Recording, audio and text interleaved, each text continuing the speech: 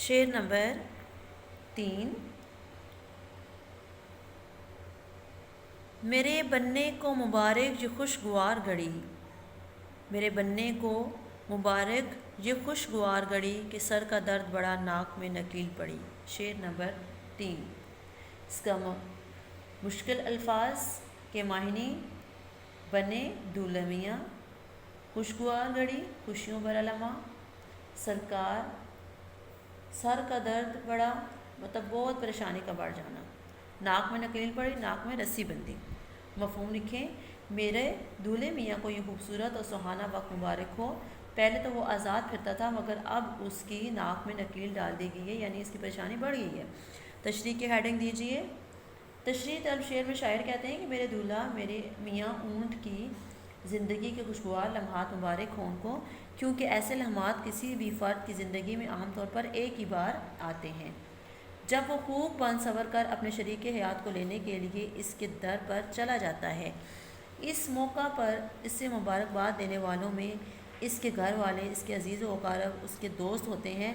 इसलिए शायर भी अपनी दोस्ती का हक़ निभा रहे हैं और दूल्हा मियाँ को उन खुशगवार सातों पर, खुशगवार घड़ी पर मुबारकबाद पेश कर रहे हैं। बकौल शायर, है आपके ओंठों पे जो मुस्कान वगैरह, है आपके होंठों पे जो मुस्कान वगैरह, कुर्बान के इस पे दिल व जान वगैरह।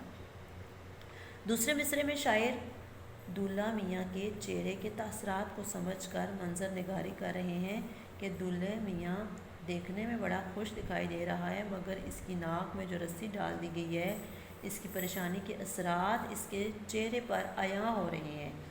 इसकी हालत कुछ ऐसी हो चुकी है, बकौल शायर, हर शर्ट की बशरत बना डाली है अनवर, यूँ चाक किया हमने गिरबां वगैरह। असल में शायर कहते हैं कि शादी बजाय खुशी के मकाम का नाम है, लेकिन शादी बड़े बड़े आज़ाद ख्यालों को मोहतात रास्ता इंतखाब करने पर मजबूर कर देती है, और वो भी इस मकाम पर बड़े संजीदा दिखाई देते हैं। शेर नंबर 4। समझ लिया था जिसे जानवर सवारी का, वो ऊँट बोझ उठाएगा ज़िम्मेदारी का। हालुगत जानवर हिवान समझ लिया था, जान लिया था, बोझ उठाना वज़न उठाना, ज़िम्मेदारी किसी की कफ़ालत का ज़िम्मा। मफ़हूम की हेडिंग दीजिए। ऊँट वो जानवर है जिसे हम महज सवारी के जानवर के तौर पर जानते हैं। अब मालूम हुआ कि ये जानवर भी इंसानों की तरह किसी की कफ़ालत का ज़िम्मा उठाएगा या ज़िम्मेदारी उठाएगा। तशरीह की हेडिंग दीजिए।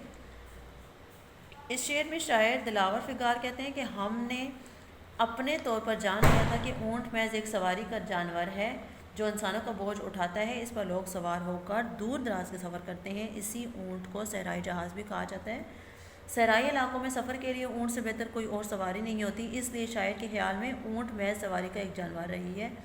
दूसरे मिसरे में शायर कहते हैं कि जब से मैंने अखबार में ऊँट की शादी की खबर पढ़ी है तो सोच रहा हूँ कि ये गरीब ऊँट किस तरह इतनी भारी जिम्मेदारी का बोझ उठाएगा, क्योंकि इंसानों का बोझ उठाना और काम है, और मगर इज़्दवाजी बखेड़ों का बोझ बड़ों बड़ों को हिला कर रखता है, हिला कर रख देता है।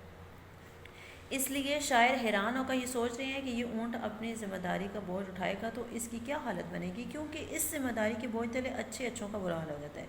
मक़बूल शायर, एक डॉक्टर मरीज़ को समझा रहा था यूँ, करता है मेरे काम को दुश्वार किस लिए, पैसे ना थे इलाज के गर तेरी जेब में, फिर ये बता हुआ है तू बीमार किस लिए। आपने इन चारों अशार की तशरीह कॉपी पर खुशखत लिखनी और याद करनी है। शुक्रिया।